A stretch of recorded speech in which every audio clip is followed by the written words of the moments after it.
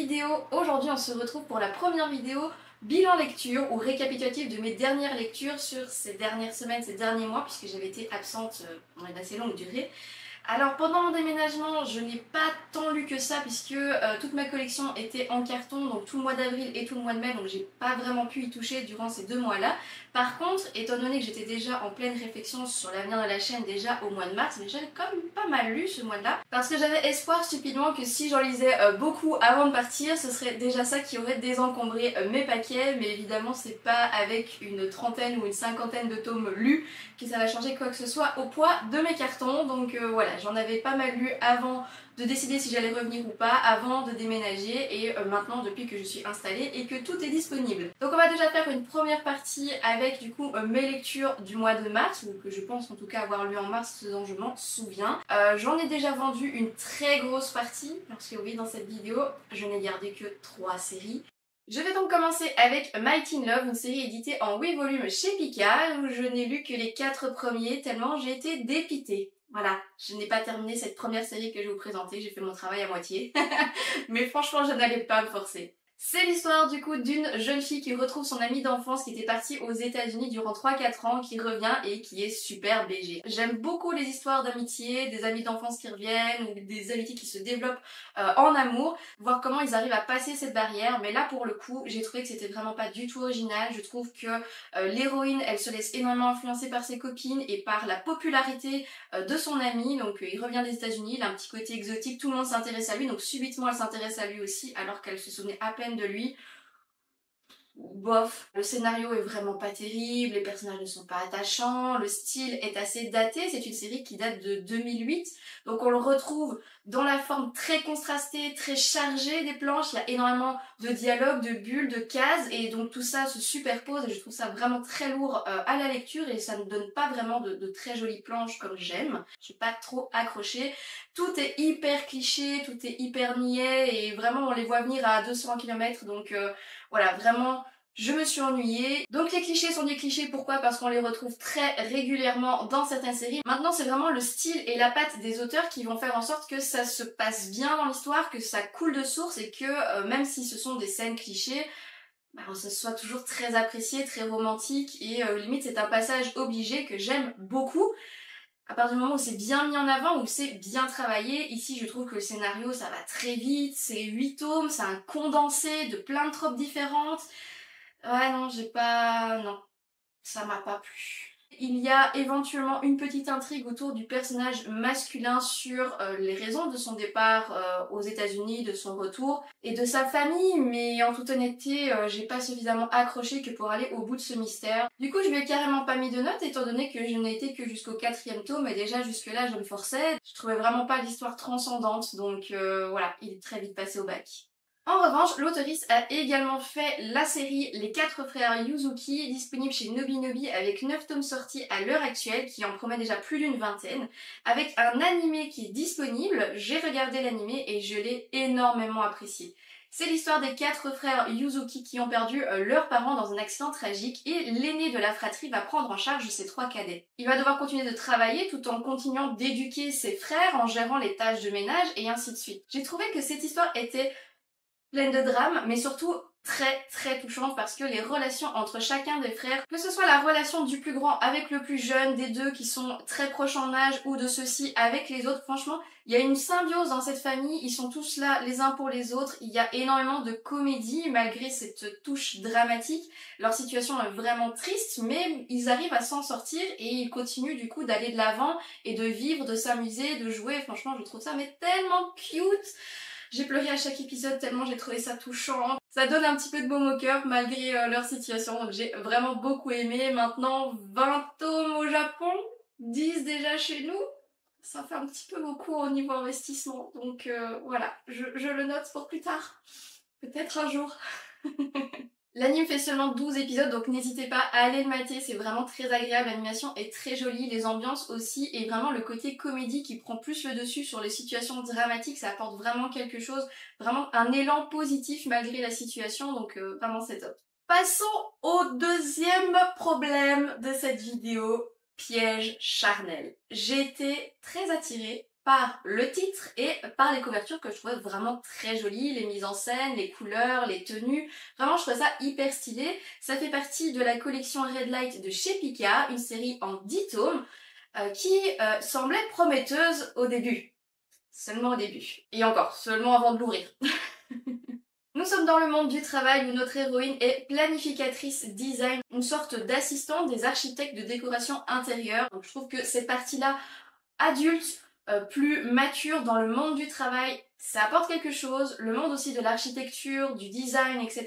est vraiment très bien exploité. Toute cette entrée en matière en fait où on va les voir développer, créer des événements, créer des décorations pour leurs clients et je trouve que du coup par rapport à ça c'est vraiment super bien fait. C'est peut-être un des rares points positifs.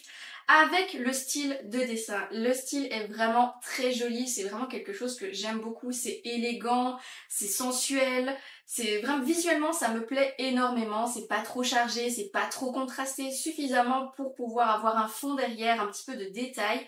Mais pour ce qui est de l'histoire et des personnages, mais quel enfer! Les 2 premiers tomes sont réellement les pires, et j'ai lu les 10.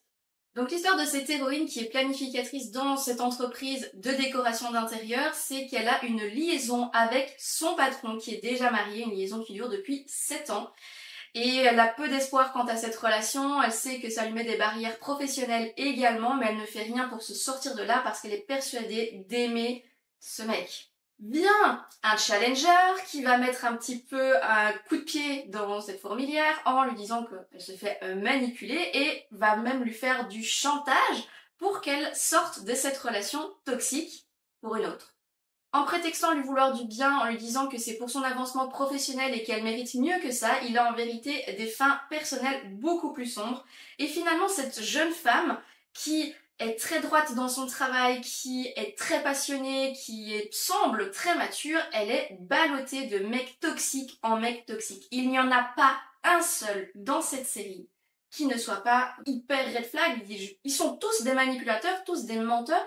C'est le piège charnel, au final, c'est vraiment tout le monde a été l'instrument de manipulation des uns et des autres. Tout ça pour nuire à quelqu'un ou pour profiter à un autre. Et finalement, au niveau du scénario, jusqu'au tome 5, je dirais, on a le point de vue de l'un et on retrace l'histoire. On a le point de vue de l'autre et on retrace l'histoire. Donc ce sont des scènes que nous avons déjà vues, mais d'un point de vue différent. Donc on comprend les raisons qui ont fait que ça devient franchement gonflant, donc je me dis on tourne en rond, ok, on a la résolution de l'histoire, de pourquoi ils ont fait ça, chacun avec leurs raisons, qui ne justifie pas le harcèlement moral, le harcèlement sexuel, les attouchements et le V. À aucun moment, la romance ne peut justifier ça. À aucun moment, on peut le banaliser et c'est clairement ce que fait cette histoire. Ici, on est sur une série qui se veut érotique. Les seules scènes qu'il y a ne sont pas consenties, donc pas du tout érotiques à mon sens. Et j'ai d'autres séries érotiques qui ont des notions de consentement douteuses également, mais qui sont basées sur un fantasme, qui sont réellement basées sur des histoires compromises, mais là c'était pas le but, on était censé être dans une histoire d'amour mature avec des scènes sensuelles, et du coup ça ne l'est pas du tout. Enfin moi ça m'a énormément déçue et dégoûtée. Donc les 2 premiers tomes sont vraiment les pires. Jusqu'au 5e, on revisite un petit peu le background des personnages, les raisons pour lesquelles ils ont fait ce qu'ils ont fait. Et après le tome 5, on se fait chier. Mais vraiment, je vous dis, on s'emmerde. La situation, elle est posée. Le couple aussi, par miracle. Et il se passe rien pendant strictement 5 tomes. Donc on les suit dans leur carrière, on se les suit dans les projets qu'ils sont en train de construire. Mais sinon au niveau du couple, il ne se passe strictement rien. C'est d'un ennui et c'est long, c'est lent, il y a des tropes complètement inutiles. D'autres hommes toxiques qui vont essayer de remettre un petit peu d'huile sur le feu. Mais c'est vraiment pas nécessaire, encore une fois. Donc non, non, le scénario est... non. Ça va pas, y a rien qui va dans ce scénario. La vision de la femme japonaise carriériste, comme c'était le cas il y a encore 10 ans, puisque la série date de 2016, c'est encore assez mal vu que les femmes priorisent leur carrière à leur famille. Pour elles, une fois qu'elles sont mariées, elles n'ont plus de raison de travailler, elles doivent s'occuper de leur mari et de leurs enfants. Donc le but des femmes qui travaillent dans cette entreprise, c'est de se caser pour se casser. Chacun son style, je ne critique pas leur choix. Si c'est ce que elles veulent, ça ne me dérange pas. Par contre, si c'est parce que la société veut qu'elles le fassent, qu'elles se sentent obligées de le faire, là, ça par contre, ça me dérange. Parce qu'on n'y voit pas des femmes fortes qui vont se battre pour leur passion parce qu'elles aiment leur boulot. Il n'y a que l'héroïne qui le fait, mais elle ne le fait pas pour elle non plus, elle le fait parce que ses mecs lui disent de le faire. Donc finalement, à chaque fois que l'héroïne veut prendre une décision par rapport à sa carrière, soit y mettre fin, soit continuer, elle le fait en étant sous l'influence ou même la menace de certains de ses collègues. Donc s'il vous plaît, mais pourquoi est-ce qu'on a imprimé cette dinguerie, quoi? Vraiment, je comprends pas. J'ai trouvé ça vraiment inutile et désappointant. Vraiment, je ne savais pas où cette histoire voulait nous mener avec tous ces changements de décision. J'arrête ou j'arrête pas de travailler parce que lui me l'a dit ou parce que machin m'a menacé.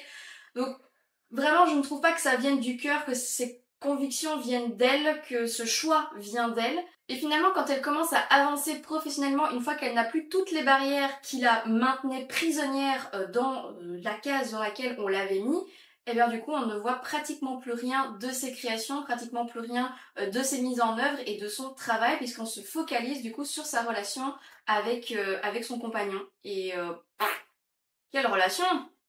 Franchement, qu'est-ce qu'on s'amuse! Alors à la base, comme je le disais, j'étais attirée par les couvertures parce que j'avais envie d'un truc un petit peu plus chaud. Hormis les 2 premiers tomes qui sont pas du tout sains, il ne s'est plus rien passé après. Plus rien. Voilà, je vais sur une collection Red Light pour avoir chaud, mais à part le Red Flag, je n'ai rien trouvé d'autre.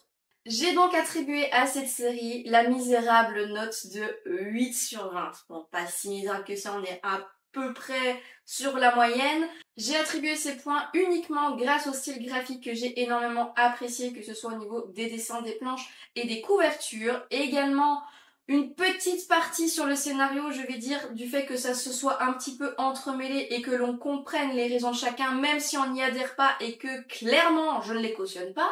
Et également du coup sur la partie architecture et design que je trouvais vraiment très sympathique. J'aurais bien aimé en voir plus. J'ai terminé mon petit coup de gueule, on peut avancer. Ensuite, une petite collection d'auteurs avec Silent Blue et Snow Illusion. Je vais commencer par la première qui est sortie en 2011 au Japon. Silent Blue qui a été édité chez Delcourt Tonkam dans la collection Moonlight que j'apprécie tout particulièrement. Le synopsis de base nous raconte qu'une ville a été engloutie suite à un accident avec une météorite. Depuis, la ville est sous l'eau et plus personne n'y habite et une jeune femme qui semble avoir perdu ses souvenirs d'enfance va les plonger régulièrement dans sa ville engloutie par les eaux pour rechercher ses souvenirs. Les planches sont vraiment sublimes, les détails sont vraiment impressionnants. Il y a un côté un petit peu post-apocalyptique sur ces planches puisque la ville a été engloutie, donc les biens ont commencé à se détériorer, la nature a repris le dessus, donc vraiment je trouve que c'est hyper bien détaillé, super bien représenté, c'est très beau visuellement, c'est légèrement contemplatif mais il y a quand même suffisamment de scènes qui changent pour pouvoir donner encore envie d'aller voir sous l'eau ce qui s'y trouve. Donc elle va faire des rencontres au fur et à mesure de ses plongées, des gens qui vont l'influencer et même donner lieu à une enquête à propos de cette fameuse météorite. Au niveau de ce scénario, c'est un petit peu bancal. Certaines brèches ont été ouvertes, certaines propositions ont été faites et j'aurais bien aimé que ça approfondisse dans ce sens pour la relever du mystère autour de cette fameuse météorite. Donc on a eu des petites bribes d'informations par-ci par-là et finalement, rien. Déception, j'ai pas compris. Pourquoi donner ces informations-là si finalement on ne compte pas les utiliser? Perte de temps, moi ça m'a vraiment choqué, mais je dis bah zut, j'aurais préféré que ça prenne du coup cet embranchement-là plutôt que celui sur lequel ça s'est terminé. J'ai trouvé ça un petit peu dommage. Concernant du coup sa recherche de souvenirs, sa découverte de soi, au niveau de la personnalité de la jeune fille, ça reste un one-shot, donc je vais dire que ça n'a pas été vraiment très approfondi. Aussi au niveau de la résolution du coup de ces fameux souvenirs, bof quoi, je sais pas, ça tient un petit peu du féerique à ce niveau-là, donc je me suis dit on part sur un truc aussi un peu mature, un peu tangible, et finalement on aboutit sur une hallucination ou un souvenir truqué. Bref, très légèrement déçue par ce one-shot, mais auquel j'ai quand même attribué la note de 13 sur 20, donc vraiment c'est surtout du point de vue des planches, de cette ville engloutie, mais voilà, manque d'aboutissement, manque de points. Et du coup pour Snow Illusion également un one-shot aux éditions Komiku sorti en 2013 au Japon. On suit une jeune femme qui cherche son amour véritable de village en village. À chaque fois qu'elle se retrouve déçue en amour, elle déménage et construit une autre relation. On la voit s'investir dans ses relations, on la voit se sacrifier même pour ses relations et elle finit toujours déçue, je la plains, franchement. Elle se voit donc obligée à chaque fois de mettre fin à sa relation, de quitter son domicile pour continuer sa recherche de l'amour éternel. Une histoire de destinée semble se profiler également et une petite partie du folklore japonais est bien mis en avant. On le comprend, je dirais, dans les premiers chapitres, en disant tiens, ça fait quand même penser à une drôle d'histoire. Je n'en révélerai pas plus, c'est pratiquement dans le titre. Maintenant, je vous avoue que comme j'ai lu il y a 3 mois, je me rappelle même pas de la fin, donc c'est vraiment que ça ne m'a pas du tout transcendé. Pas de négatif, pas tellement de positif non plus. Les planches sont très jolies, mais nettement moindres que celles de Silent Blue, que j'ai vraiment trouvé plus percutantes. C'est élégant, c'est mature, c'est contrasté, mais pas trop, ce n'est pas trop chargé également, donc c'est assez appréciable, une lecture plutôt confortable. Je lui ai donc mis la note de 11 sur 20, mais rien de transcendant dans cette histoire malheureusement. Encore un one-shot de chez Komiku avec Mon frère, c'est Otaku. Le jeune homme est auteur de manga yaoi et demande régulièrement à sa petite sœur de bien vouloir l'aider pour rendre ses pages à temps. À chaque fois, elle se retrouve confrontée du coup à certaines scènes qui vont la choquer, mais également elle va participer aux conventions et à d'autres activités liées au secteur de son frère.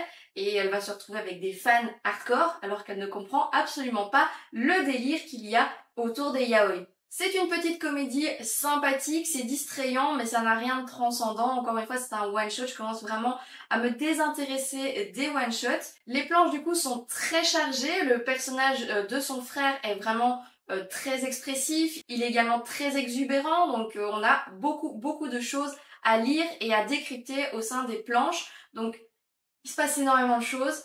C'est drôle, mais voilà, c'est pas non plus un truc que je recommande à fond, à moins qu'on soit vraiment fan des yaoi et que du coup on puisse saisir, je vais dire, certaines références ou certaines vannes. 12 sur 20, ça me semble quand même assez sympa. Pour d'autres mangas otaku basés sur le yaoi, je partirai plus sur Kissim no Me avec le filtre yaoi que l'héroïne a, dont j'ai vu l'animé que j'ai présenté, je pense, dans une des récap animé maté que j'avais énormément apprécié, que je recherche également pour mettre dans ma mangatech, mais du coup je partirai plus là-dessus que juste sur ce one shot Mon frère c'est Otaku. Ensuite, Love and Tears, une série en 2 volumes éditée chez Soleil Manga, une petite histoire d'un amour à sens unique et ensuite d'un triangle amoureux, somme toute assez basique, une petite histoire en 2 tomes, sympathique, de nouveau, ça casse pas des briques. Le scénario est assez simple, mais j'ai trouvé que les personnages étaient un poil attachants. Voilà, j'ai bien aimé la petite héroïne, j'ai bien aimé du coup la relation qu'elle développe par la suite, mais il y a rien de très profond, il y a rien de très recherché non plus. Les dessins sont jolis, mais légèrement datés quand même, hein, très chargés, très contrastés. C'est pas aussi rond et élégant que ce qu'on fait actuellement, donc c'est pas vraiment quelque chose qui va me rester, je vais dire. Donc je l'ai apprécié, je lui ai attribué la note de 12 sur 20 également. Et de nouveau, ça n'a rien de transcendant, donc on peut clairement passer son chemin. Une autre petite collection d'auteurs avec le goût des retrouvailles et l'auberge de la vie, dont j'avais fait une petite présentation découverte du mois avec la boutique Nipponzilla il y a aussi à peu près 2 ans. Vous pouvez aller retrouver du coup cette partie de vidéo, une petite introduction avec seulement le tome 1, du coup aujourd'hui ce sera l'avis global sur les 2 tomes. Je vais commencer par le goût des retrouvailles, la série en 3 tomes chez Akata qui date de 2016 au Japon. Dans cette histoire, on retrouve une petite fille qui va passer l'été chez son père qui l'a abandonnée à la naissance. Elle a à présent 9 ans, sa maman étant décédée à l'accouchement, elle vit avec ses oncles et ses tantes et donc elle repart seulement pour les vacances chez son père. À la fin des vacances, elle aura un choix à faire, rester chez son père qu'elle ne connaît pas ou retourner dans sa famille. Très fermée par rapport à son père suite à l'abandon de sa mère et d'elle-même, elle garde une énorme rancœur vis-à-vis de lui, elle ne veut pas le connaître, elle ne veut pas s'ouvrir à lui, mais elle sera amenée à le faire petit à petit grâce aux rencontres qu'elle va faire et également en apprenant à vivre avec lui. Ce n'est pas quelqu'un de méchant, mais c'est quelqu'un qui est très renfermé, qui ne dévoile pas ses sentiments facilement et c'est son plus gros problème, il en a conscience et il veut changer pour sa fille. Elle a aussi un petit côté buté puisque malgré les dernières volontés de sa mère qui étaient qu'elle aime son père de tout son cœur puisque c'est la seule personne au monde qui lui reste, eh bien elle n'a pas envie d'aller contre ce que sa maman lui a demandé, mais elle ne veut pas aller dans son sens non plus, donc c'est un petit côté enfantin de ce côté-là, malgré l'évidente maturité qu'elle a déjà à 9 ans. Elle est très sage, elle est très réfléchie, elle pense à énormément de choses. Et au niveau de son père, qui a énormément de mal à livrer ses sentiments, c'est à travers aussi ses propres relations et la relation qu'il va développer avec sa fille, qu'il va se prendre conscience de tout ce qu'il a manqué et pourquoi est-ce qu'il l'avait abandonné à l'époque, pourquoi est-ce qu'il ne veut plus abandonner maintenant, qu'il va se battre pour sa petite. Et j'ai trouvé ça touchant. C'est long à mettre en place quand même, hein, parce que c'est un travail sur lui qu'il doit faire, mais je trouve que ça le fait encore bien. Ce n'est jamais qu'une série en 3 tomes, donc forcément on peut pas demander à ce que tout de suite elle lui pardonne et qu'ils deviennent hyper proches, donc ça va se faire au fur et à mesure. À travers des flashbacks, on va également revivre l'histoire d'amour des 2 parents de la petite, voir un petit peu comment ça s'est passé, et là pour le coup, je ne sais pas trop quoi en dire de cette relation finalement, donc je peux pas dire qu'elle soit malsaine, mais je peux pas dire qu'elle soit saine non plus. Et c'est une des raisons pour lesquelles je lui attribue la note de 13 sur 20. Pour moi, il y a un truc qui cloche dans la fin de cette histoire. À ce niveau-là, ce point de l'intrigue n'a pas été assez abouti. Je regrette en tout cas certaines scènes, certaines choses qui se sont passées, mais voilà, de nouveau, ce n'est que mon point de vue. N'hésitez pas à le dire dans les commentaires, à défendre du coup la série et vos points de vue sur toutes les autres également, mais je sais pas, je pense que ça aurait pu tirer 1 ou 2 points de plus avec une meilleure mise en place de cette intrigue-là.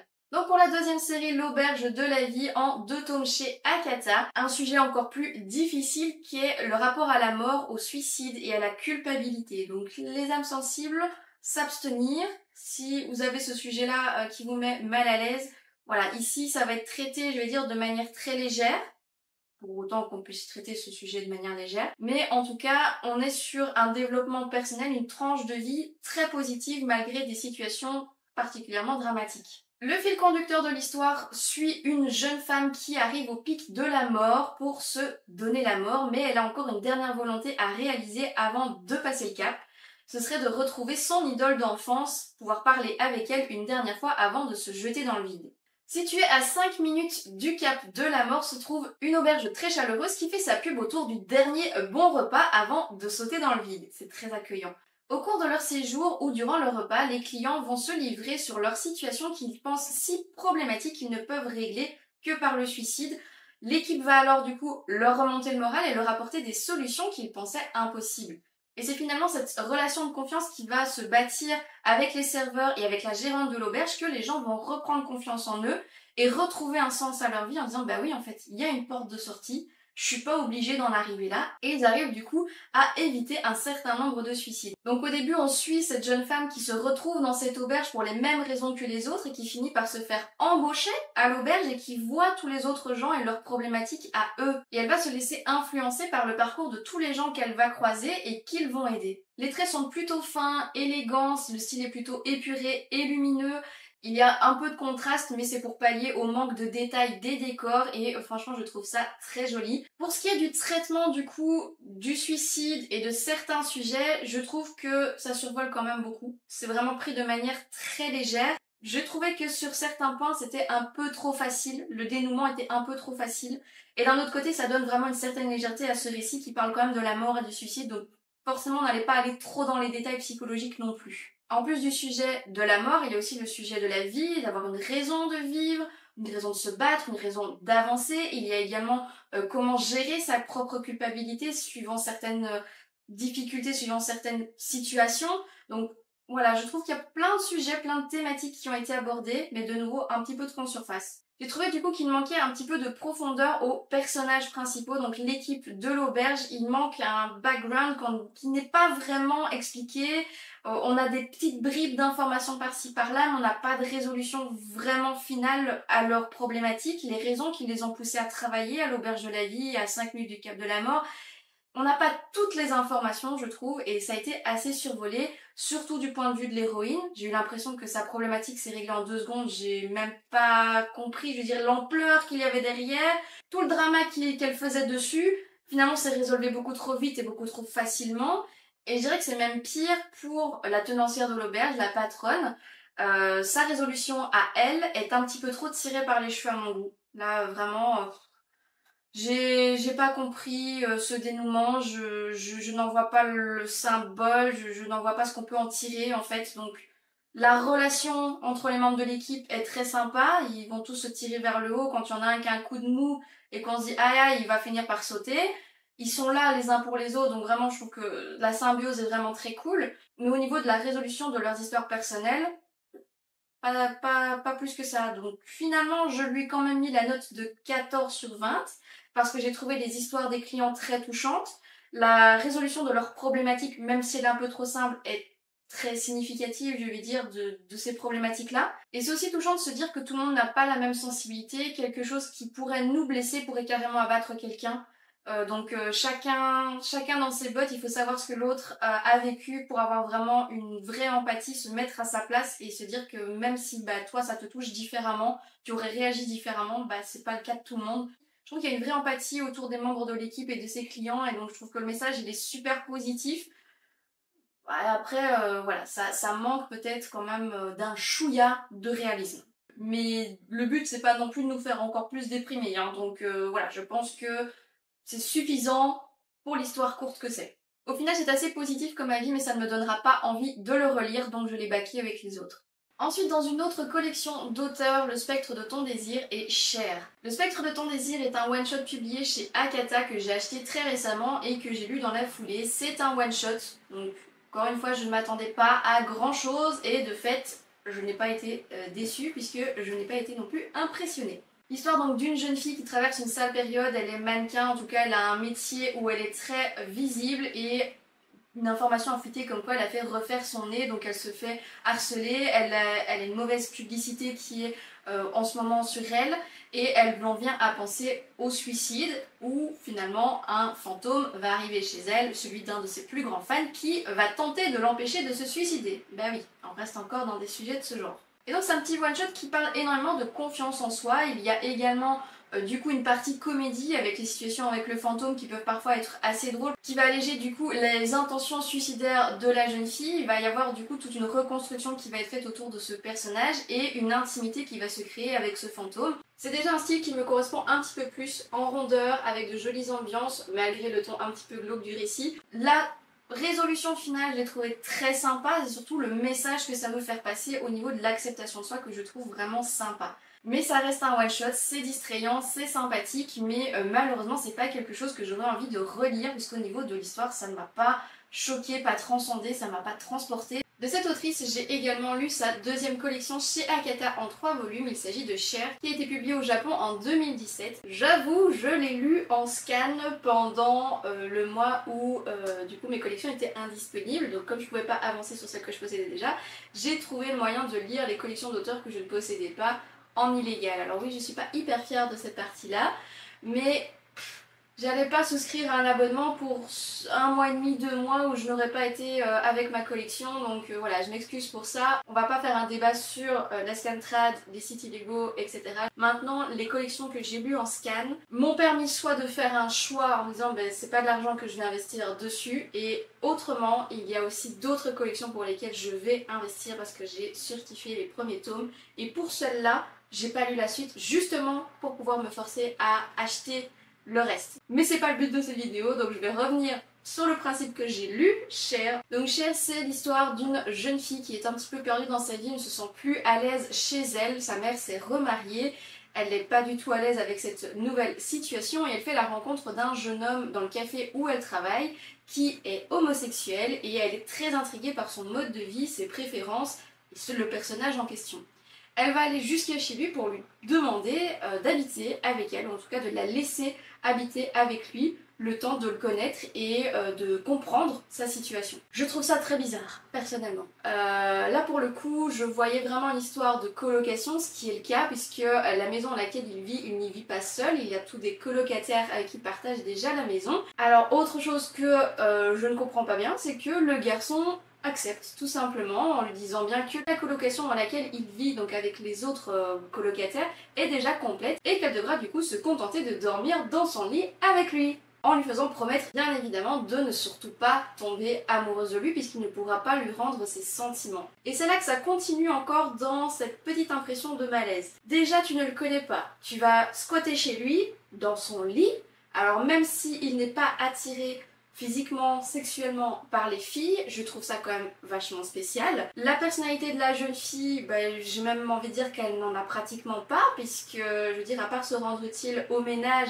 et voir un petit peu tout ce qui l'entoure, constater les liens qu'il y a entre les gens, les relations qu'il peut y avoir entre les gens, bah, elle n'en a pas particulièrement avec qui que ce soit hormis ce jeune homme pour qui elle est énormément intriguée. Et lui, il a besoin de se sentir aimé, il a besoin d'attention, il a besoin de contact physique et comme il n'arrive pas à en avoir dans des relations saines, il va utiliser cette jeune fille finalement pour combler son besoin affectif. Elle ne ressent pas de danger puisque cet homme-là n'est pas intéressé sexuellement par elle, donc il n'a pas d'attente envers elle si ce n'est ce besoin d'être aimé, et ils vont partager dans cette colocation un lien que je trouve un peu malsain en fait. Je veux bien qu'il y ait des dépendances affectives et que je ne peux pas comprendre forcément l'ampleur qu'il y a derrière. Avec une jeune fille qui est encore immature au niveau de ses sentiments, elle va forcément tomber amoureuse de lui et elle va forcément souffrir de cet amour à sens unique. Donc c'est tout un rapport à la sexualité, c'est tout un rapport à l'ouverture de soi ou à la compréhension des relations avec les autres. Mais il y a des sujets un peu malaisants. Je trouve que la relation que la jeune fille a avec ses parents n'est pas forcément aboutie. On voit bien qu'elle est immature, il y a des choses qu'elle n'arrive pas à concevoir dans la nouvelle relation de sa maman. Et du coup, elle prend la fuite. Je comprends pas que les parents autorisent également à ce que la jeune fille parte, on la voit jamais au lycée, qu'elle aille vivre en colocation avec des gens que personne ne connaît, qu'elle cautionne ça. J'ai du mal à concevoir aussi du coup leur relation. Elle se fait traiter de fille à PD, où je n'aime pas trop l'appellation non plus. Pour ce qui est de la fin de l'intrigue, de savoir ce qui va se passer entre les deux jeunes gens, c'est une fin douce amère, donc il faut pouvoir apprécier ce genre de fin, ce qui n'est pas mon cas. La plupart du temps, je reste sur ma fin, je reste frustrée, j'ai envie de voir plus, j'ai besoin de plus pour comprendre aussi, donc ici cette fin ne m'a pas touchée justement, je manquais encore plein d'informations pour avoir une meilleure compréhension de l'histoire. Alors le personnage masculin, il a ses dépendances, il a ses failles, mais il a aussi ses forces et justement son oncle est un personnage que j'apprécie beaucoup, qui malheureusement n'est pas apparu suffisamment, je veux dire, et j'aurais bien aimé qu'il soit un petit peu plus approfondi. En tout cas que ce personnage-là prenne un petit peu plus de place, ou soit mieux mis en valeur pour l'ampleur qu'il a pris pour le personnage principal. Du coup j'ai trouvé ça touchant, un peu bouleversant, un peu malaisant, je suis un petit peu mitigée, comme pour la fin en fait. Doux, amer, j'ai aimé, j'ai pas aimé en même temps. C'est un petit peu mélangé, je lui ai tout de même attribué la note de 14 sur 20 justement pour ce mélange d'émotions. Let's Kiss in Secret Tomorrow, une série en 3 volumes chez Pika, est une romance lycéenne somme toute assez classique. On démarre avec deux amis d'enfance, et oui, encore, qui sont de vrais geeks et qui pendant le collège décident de sortir ensemble même si la jeune fille n'a pas vraiment l'idée de ce que ça veut dire concrètement. Mais à leur arrivée au lycée, la jeune fille qui était plutôt dans la norme, pas spécialement populaire, réalise que son nouveau copain et meilleur ami a level up de fou. Il est devenu ultra beau gosse, athlétique, grand, il est vraiment au top et dès le premier jour il attire toute l'attention de la gente féminine, ce qui lui vaut des nouvelles rivales au jour 1 de l'entrée au lycée. De peur de se faire harceler parce qu'elle est la petite amie du canon du lycée, de peur de se faire rejeter également, elle décide de prendre une personnalité qu'elle n'a pas à la base, c'est-à-dire une personnalité plutôt introvertie, plutôt discrète. Alors son copain, il est trop chou, il est vraiment adorable, il lui permet, malgré le mensonge qu'elle a créé, le quiproquo qu'elle a créé en disant non on ne sort pas du tout ensemble pour éviter ce harcèlement, mais lui veut la défendre et comme elle veut pouvoir régler ses problèmes elle-même, il va seulement la soutenir dans sa démarche, je vais dire, pour rectifier le tir, mais il faudra longtemps. Dans cette optique-là, il va essayer de voir le positif, il va lui dire finalement être amoureux en secret, ça peut aussi être amusant, un petit peu excitant, un petit jardin secret rien qu'à nous, de se voir en cachette, voilà ce genre de choses. Donc il est vraiment super adorable et elle, à l'inverse, du coup, son mensonge prend de l'ampleur et prend de l'ampleur et prend de l'ampleur au point qu'elle n'arrive tout simplement pas à le régler correctement. Et pour une série en 3 tomes, je trouve que c'est assez bien fait. Mais j'ai vraiment un gros problème avec ce souci du mensonge, de ne pas avoir assumé sa relation, de ne pas avoir assumé son amour dès le départ. Elle est aussi extrêmement naïve, donc elle croit sur base du physique que les gens sont de telle manière parce qu'elle les perçoit de cette manière-là. Donc on a aussi je vais dire une thématique sur la personnalité des gens et sur le fait de juger sur l'apparence des autres finalement, leur popularité. Je lui ai donc attribué la note de 14 sur 20 puisque là on est vraiment sur un style, mon style favori, c'est rond, c'est harmonieux, c'est élégant, il y a des ambiances qui sont très shoujoesque, je vais dire, des étoiles, des bulles, des machins, ça c'est des petites fioritures que j'aime bien, des petites décorations qui alimentent un petit peu plus les planches quand on ne s'attarde pas sur les décors, c'est vraiment le style que je préfère. Même si j'ai trouvé le personnage masculin adorable, même si j'ai trouvé certaines scènes mignonnes, c'est vraiment le mensonge qui me pose le plus de problèmes, même si je comprends les raisons pour lesquelles elle a voulu se protéger, protéger sa relation.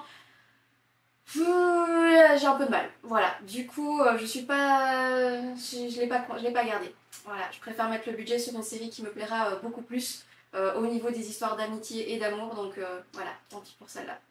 L'auteurice a également fait une autre série qui n'est disponible que sur Picoma qui s'appelle À bas la bienséance, adaptée en animé en 12 épisodes. Je n'ai regardé que les 2 premiers, j'ai abandonné quasiment direct. Malheureusement l'animation est vraiment pas top, je trouve que de nouveau ces espèces d'impressions 3D comme ça avec les mouvements, avec les calèches, avec le papillon, enfin je trouve ça très très moche visuellement. D'autant plus que les personnages semblent assez fades. Le prince il me semble fadasse, vraiment il n'y a aucun contexte qui est mis en place durant ce premier épisode, donc j'ai déjà failli lâcher au premier, j'ai dit non allez, tiens bon au moins un deuxième. Juste pour voir. Et de fait, il n'y a pas de contexte du tout au premier épisode, si ce n'est une jeune fille qui est prise de nulle part, on ne sait pas qui c'est ni pourquoi, elle commence à faire des leçons pour devenir une princesse. Et clairement, sa prof c'est une tortionnaire, clairement elle n'a pas envie d'être là, donc sa personnalité finalement ne ressort plus, elle est malheureuse, elle est en prison, et elle attend qu'une seule chose, c'est de pouvoir enfin être libérée de ses cours de princesse et d'espérer que le prince retrouve quelqu'un d'autre. Ce qui arrive à l'épisode 1. Enjouée, rigolote, elle court partout, elle n'en a que faire de la bienséance, donc elle s'amuse à nouveau parce qu'elle a ce sentiment d'être libre et à partir du moment où elle retrouve sa liberté, le prince s'intéresse évidemment à nouveau à elle. Je m'ennuie, le prince il est fade, il n'y a pas de contexte, l'animation est pas folle, j'ai pas d'attrait à cette série franchement où je me dis j'ai envie d'avoir la suite quoi. Voilà, je ne sais pas ce que vous en avez pensé. Peut-être qu'il y a des scènes romantiques par la suite, peut-être que leur relation se développe, peut-être qu'on a un petit peu plus de mise en situation par la suite, mais franchement, je me taperai pas les 10 autres épisodes. J'en ai eu assez du coup avec les autres séries que j'ai mangées pour rien. J'ai pas de temps à perdre pour des histoires qui ne m'intéressent qu'à moitié, donc je passe. On passe à la dernière collection d'auteurs de cette vidéo. Il s'agit de Reiko Momochi qui a fait Double Jeu, Daisy lycéenne à Fukushima et moi aussi. Double Jeu, une série en 5 volumes chez Akata. Double Jeu, c'est l'histoire de 2 jumelles qui sont très fusionnelles mais au caractère complètement différent. Un jour, un drame se produit, la mère ne s'en remet pas car c'est la faute d'une des 2 jumelles. La faute... Hein, un accident c'est un accident, on le sait bien. Donc elle décide d'échanger leur rôle pour pouvoir avoir une relation avec sa mère à travers finalement sa sœur. De fil en aiguille, cette relation qui devient un petit peu malsaine à mon goût, les jeunes filles décident de bientôt révéler la vérité à leur mère. Et c'est là qu'un deuxième drame survient, une des 2 jumelles décède. Coincée du coup dans le corps où la personnalité de sa sœur, obligée de vivre avec sa mère, la culpabilité d'avoir perdu sa sœur et d'avoir dû enterrer sa propre personnalité avec elle, ça commence à devenir un petit peu compliqué. Va s'en suivre du coup une quête à la fois d'identité et contre le meurtrier de sa sœur, une manipulation qui va se mettre en place. Il y a aussi toute une ampleur juridique puisqu'on va suivre le procès du fameux meurtrier de sa sœur qui ne se passe absolument pas bien. Voilà, merci la justice encore une fois. Donc elle va devoir retourner le système et faire justice elle-même. C'était pas du tout ce que j'avais prévu, pas du tout ce que j'avais imaginé, mais je le trouve quand même bien fait, même si ce n'est pas ce que j'attendais ou que j'aurais voulu. On va voir toute une gestion de la culpabilité, la gestion du deuil également et une question sur la personnalité et l'acceptation de soi. Même si j'ai apprécié le scénario légèrement détourné de ce à quoi je m'attendais, il y a quand même certains cas de figure que j'ai trouvé très malaisants. On parle pas seulement du meurtre et de sa sœur, mais d'autres circonstances que j'ai trouvées un peu trop malaisantes, un peu trop tirées par les cheveux à mon sens. J'ai pas trop aimé non plus le dessin qui est quand même assez vieillot, puisque c'est une série qui date quand même de 2008. Donc on retrouve des plans chargés, on retrouve des traits contrastés, ce qui me plaît nettement moins. Alors oui, ça va bien avec l'ambiance un peu glauque du récit, mais j'ai trouvé qu'il y avait quand même une certaine redondance au niveau des dialogues, au niveau des scènes. C'était long, c'était lent, c'était chiant, même si je trouve que certaines choses sont bien faites. J'avoue quand même que j'ai eu du mal, hein. Finir les 5 tomes, ça a été pénible. J'ai mis à cette petite série de 5 tomes la note de 13/20. Je sais pas si pour l'apprécier faut bien s'accrocher, mais voilà, je l'ai terminé, je suis contente de l'avoir lu, mais clairement j'allais pas le garder, je n'aurais pas subi la lecture une deuxième fois. Ensuite, Daisy, lycéenne à Fukushima, un des rares que j'ai conservé de cette vidéo. Donc ici, une petite édition en 2 tomes, il existe maintenant la version tome double, une édition perfect ou collector, je ne sais pas, qui a été refaite je pense l'année dernière. Vraiment, j'ai beaucoup été touchée par cette histoire. Donc ici, on va suivre le quotidien de 4 lycéennes qui ont été touchées par la catastrophe qui s'est passée à Fukushima le 11 mars 2011. Donc la triple catastrophe qui a touché le Japon, qui a commencé par un tremblement de terre, s'en est suivi d'un tsunami et de la réaction nucléaire. Donc toutes les conséquences de cette triple catastrophe ont eu des retombées évidemment sur la population. Donc même si elles n'ont pas eu les dégâts matériels des autres villages qui ont été touchés par le tsunami, elles ont les conséquences radioactives sur leur vie quotidienne. Ça veut dire que la pluie est radioactive, que l'air n'est pas sain partout et qu'elles vont avoir des conséquences sur leur métabolisme, mais aussi qu'elles vont se faire traiter comme des pestiférés par le reste de la population. Comment est-ce qu'elles arrivent à vivre dans ce quotidien qui a été largement chamboulé, de vivre avec la peur également qu'un autre drame se produise, ou qu'elles puissent développer un cancer, des maladies, qu'elles ne pourront pas guérir, qu'elles risquent de mourir à tout moment, que leurs enfants ne pourront pas grandir. Il y a tout un questionnement là-dessus, toutes les répercussions aussi sur les corps de métier, les pêcheurs, les aubergistes, un agriculteur également, donc il y a toutes les conséquences écologiques qu'il y a aussi au niveau de leur ville. Cette situation qui est tellement dramatique a touché les gens extrêmement profondément, a créé de profonds traumatismes tout simplement, et qui les ont poussés pour certains au suicide. Ouais, elle est fun cette vidéo, dis donc. Je m'en rends compte maintenant. Pour la plupart, ils ont été déracinés de leur village natal, ils ont dû se mettre dans des camps de réfugiés, ils ont dû déménager loin, séparer les familles, et pour la plupart, ils le vivent très mal, et il y en a d'autres qui, malgré tout, malgré cette situation catastrophique, gardent espoir. Donc c'est aussi cette lumière d'espoir dans cette série qui dit que la vie continue, qu'on prendra le dessus, qu'on finira par s'en sortir, et que justement ces jeunes filles veulent tout faire pour aider la population à leur niveau, et donc j'ai trouvé ça hyper touchant. Alors oui, si on ne regarde que l'histoire des jeunes filles, ça semble un petit peu niais. Mais il y a vraiment tout un intérêt politique, écologique, vraiment qui a un impact vraiment très très fort, et pour le coup j'ai tellement été bouleversée que j'ai été voir pas mal d'interviews, que j'ai été voir pas mal de documentaires sur justement cette triple catastrophe, pour me demander, bah tiens, ça s'est passé en 2011, nous sommes en 2025, où est-ce qu'on en est? Est-ce que le problème de radiation est enfin réglé? Bah, je vous donne la réponse, c'est pas le cas, et ce sera pas encore le cas avant une quarantaine, cinquantaine d'années. Et là, pour le coup, j'ai été vraiment touchée par cette catastrophe, touchée par le témoignage de ces gens, puisque cette histoire ici se base sur les témoignages de lycéennes, d'adultes, de grands-parents, etc., qui ont vécu ce drame en fait. Donc j'ai trouvé ça hyper intéressant, hyper touchant. Donc je pense que pour la culture, ne serait-ce que pour la culture, lisez-le. Donc Daisy, lycéenne à Fukushima, je lui ai attribué la note de 16/20 tellement j'ai été profondément touchée par leur histoire. Je l'ai beaucoup apprécié. Je dis pas que je le relirai très souvent, mais en tout cas c'est quelque chose dont je ne me séparerai pas tout de suite.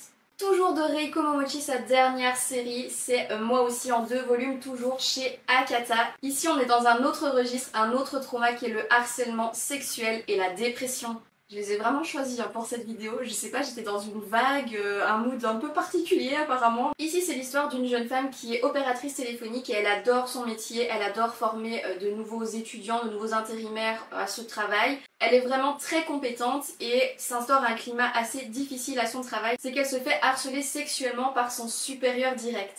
La question du harcèlement chez nous a déjà été très délicate, mais alors le harcèlement au Japon, ça fait pratiquement partie du job. Donc c'est atroce de se dire qu'il y a énormément de choses qui sont tolérées sur les femmes dans leur carrière pour qu'elles puissent avancer ou même simplement qu'elles puissent travailler. J'étais révoltée, vraiment je suis révoltée, donc c'est encore une œuvre choc pour moi de Reiko Momochi. Je comprends du coup la peur qu'elle ressent quand elle croise ses collègues, quand elle croise un homme, quand elle a ce malaise profond qui induit finalement une dépression. Et finalement, par rapport à ce contrat de travail, il va en venir qu'elle va porter plainte. Et de nouveau, le système n'étant pas fait pour protéger les victimes de harcèlement, elle va se heurter à des murs continuellement. Elle va trouver un refuge, des femmes qui vont l'aider dans sa cause, qui vont parler de son histoire qui va prendre de plus en plus d'ampleur et elle va aller de plus en plus loin pour faire valider son cas. Et surtout qu'elle soit crue puisque tout le monde ne la croyait pas, ne croyait pas en son histoire et en son témoignage. Donc on va la suivre du coup pour faire reconnaître sa dépression suite au harcèlement sexuel, faire reconnaître le harcèlement sexuel qu'elle a subi, faire reconnaître les conséquences que ça a donné lieu, le fait qu'elle ne puisse pas travailler, avoir droit à des indemnités, avoir droit à un accompagnement et surtout que ça ne se reproduise plus dans les entreprises, que ça choque, que ça bouleverse un petit peu le système. Et j'ai trouvé du coup son combat très touchant. C'est ça le scénario, c'est le développement autour de son combat, le combat qu'elle mène pour elle-même et les combats qu'elle mène pour la société. Donc je lui ai attribué la note de 15 sur 20 pour cette œuvre choc parce que oui, évidemment, ce n'est pas parfait. Je peux pas lui donner une note plus haute, ce ne sont jamais que deux volumes qui sont déjà très intenses au niveau juridique. Il y a beaucoup de mots, de paragraphes qui retranscrivent un petit peu la situation au Japon, les avancées au niveau de ses législations, etc. Donc c'est consistant à lire. C'est pas forcément très fluide, c'est pas forcément très attractif non plus, mais pour le coup, j'ai trouvé ça suffisamment choquant et interpellant que pour avoir un attrait à lire la fin et la suite, la conclusion et les combats qu'elles continueront de mener après ça. De même, il y a un parallèle qui est fait avec Daisy, lycéenne à Fukushima, puisque son combat se passe également le 11 mars 2011, sur toute une durée, en tout cas sur plusieurs mois, plusieurs années même, où en fait le traumatisme de Fukushima a réveillé tous les autres traumatismes qui ont été enfouis. Et tous ces traumatismes qui vont se révéler vont donner un coup de boost justement à son combat parce qu'il y aura beaucoup plus de témoignages, il y aura beaucoup plus d'ampleur à ce niveau où les gens vont se rendre compte qu'ils ne sont pas tout seuls, qu'ils ont du soutien, qu'ils ont des aides et que la situation peut avancer. Mais pour ça il faut avoir un appui plus lourd et c'est aussi d'autres conséquences du coup de Fukushima, c'est le nombre de dépressions, le nombre de traumatismes qui sont engendrés et qui n'étaient pas pris en compte jusque-là par la société japonaise. Donc c'est vraiment hyper intéressant de voir comment politiquement la centrale nucléaire a été gérée, comment le harcèlement sexuel au travail est géré et comment ça tend à évoluer mais ce n'est pas encore réglé.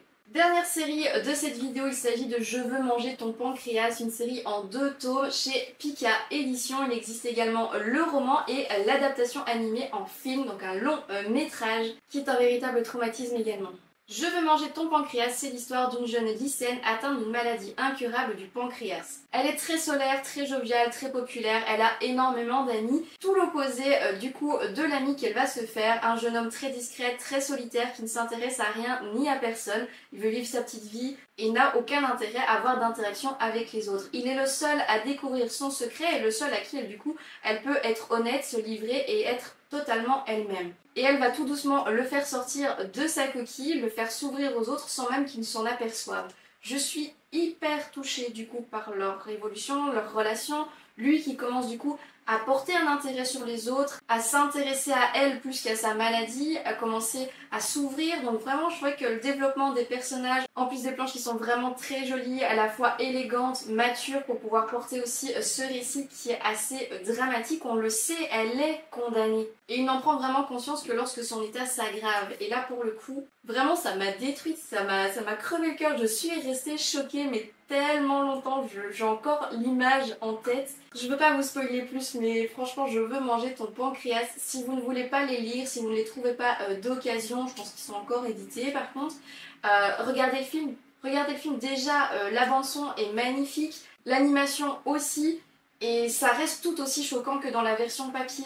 Je dirais même qu'il a un petit peu plus d'ampleur la version film que la version papier, puisque pour moi, la version papier ne vaut qu'un 18 sur 20.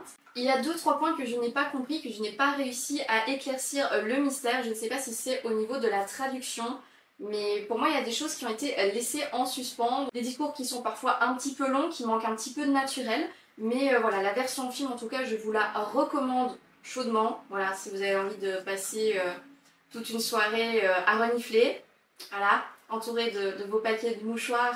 Je vous en parle avec le sourire, mais franchement, j'ai tellement été bouleversée, j'ai tellement adoré, et en même temps, c'est tellement dramatique en fait que oui, ça touche, je sais pas quoi vous dire d'autre. Soyez traumatisés avec moi s'il vous plaît, allez regarder le film et dites-moi en commentaire ce que vous en avez pensé. Voilà qui termine cette première vidéo bilan de mes dernières lectures. Étant donné que c'est la première de ce format-ci, j'espère avoir suffisamment construit mon argumentaire. Si jamais ce n'est pas le cas, n'hésitez pas à revenir dans les commentaires si jamais vous avez des questions. Si cette vidéo vous a plu, comme d'habitude, n'hésitez pas à liker, à commenter, à partager et surtout à vous abonner pour la suite de mes lectures et présentations. Et en attendant la prochaine vidéo, je vous dis ciao!